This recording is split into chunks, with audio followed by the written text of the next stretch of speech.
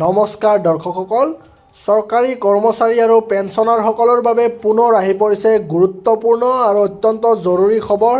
তেওঁলোকৰ বাবে আহি পৰিছে এটা ভাল খবৰ। 8 পে কমিশ্যনক লৈ চৰকাৰী কৰ্মচাৰীসকলৰ বাবে ভাল খবৰ আহি পৰিছে। দৰমহা বৃদ্ধিৰ বাবে আৰু কিমান দিনৰ অপেক্ষা কৰিব লাগিব কৰ্মচাৰীসকলে? চৰকাৰে আৰম্ভ কৰিলে প্ৰক্ৰিয়া। দীৰ্ঘদিনীয়া অপেক্ষাৰ অন্তত সংসদৰ শীতকালীন অধিৱেশনৰ সময়তে 8ম দৰমহা আয়োগক লৈ আহিছে অগ্ৰগতিৰ খবৰ।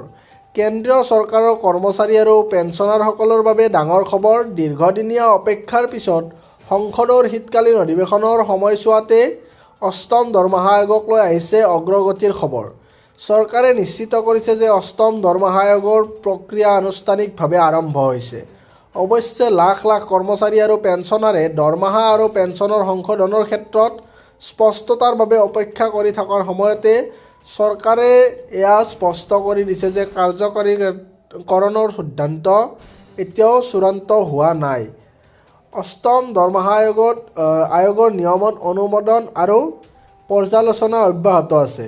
কেন্দ্ৰীয় চৰকাৰে 2025 চনৰ নৱেম্বৰ মাহত 8ম দৰমহা আয়োগ নিয়মিত অনুমোদন জনাইছিল আৰু পেনেলক প্ৰতিবেদন দাখিল কৰিবলৈ 18 মাহৰ সময় প্ৰদান কৰিছিল।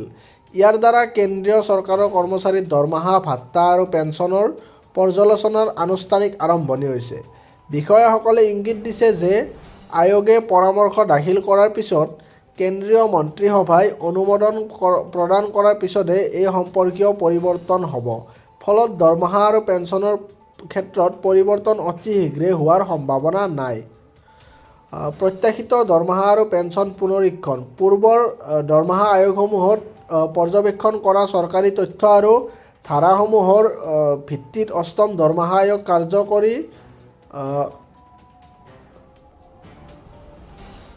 কাৰ্যকৰী হোৱাৰ পিছত দৰমহা বৃদ্ধি 20% পৰা 35% ভিতৰত হ'ব বুলি অনুমান কৰা হৈছে। প্ৰকৃত পুনৰীক্ষণ ফিটমেণ্ট ফেক্টৰৰ ওপৰত নিৰ্ভৰ কৰিব, যিটো 2.4 পৰা 3.0 ভিতৰত হ'ব বুলি আশা কৰা হৈছে। উদাহৰণস্বৰূপে 18,000 মৌলিক দৰমহা লোৱা এজন কৰ্মচাৰীয়ে 8ম দৰমহা আয়োগ কাৰ্যকৰী হোৱাৰ পিছত প্ৰায় 30,000 পৰা 32,000 টকালৈ দৰমহা সংশোধন হোৱা দেখিব পাৰে। সংশোধিত পেঞ্চনৰ জৰিয়তে পেঞ্চনাৰসকলেও লাভৱান হোৱাৰ সম্ভাৱনা আছে। চৰকাৰে স্পষ্ট কৰি দিছে যে মানৱীয় বনছ দিয়ে মৌলিক দৰমহাৰ পৰা পৃথক হৈয়ে থাকিব, দুয়োটাতে একত্ৰিত কৰাৰ কোনো প্ৰস্তাৱ নাথাকিব। সংশোধিত দৰমহা কেতিয়া পাব কৰ্মচাৰীয়ে? খবৰ অনুসৰি 2026 চনৰ 1 জানুৱাৰীৰ পৰা সংশোধিত দৰমহাৰ গাঁথনি কাৰ্যকৰী হোৱাৰ সম্ভাৱনা আছে, কিন্তু সম্পূৰ্ণ প্ৰক্ৰিয়াৰ বাবে কিছু পলম হ'ব পাৰে।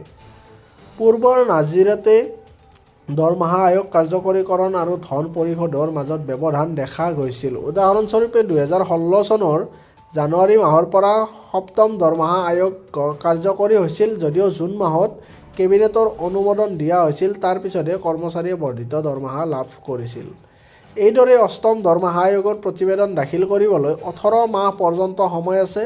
তাৰ পিছত কেবিনেটৰ অনুমোদন আৰু বিভাগীয় পুনৰ গণনা কৰা হয়। ফলত সংশোধিত দৰমহা আৰু পেঞ্চন 2026-27 বিত্তীয় বৰ্ষতহে কৰ্মচাৰীৰ একাউণ্টত জমা হোৱাৰ সম্ভাৱনা আছে।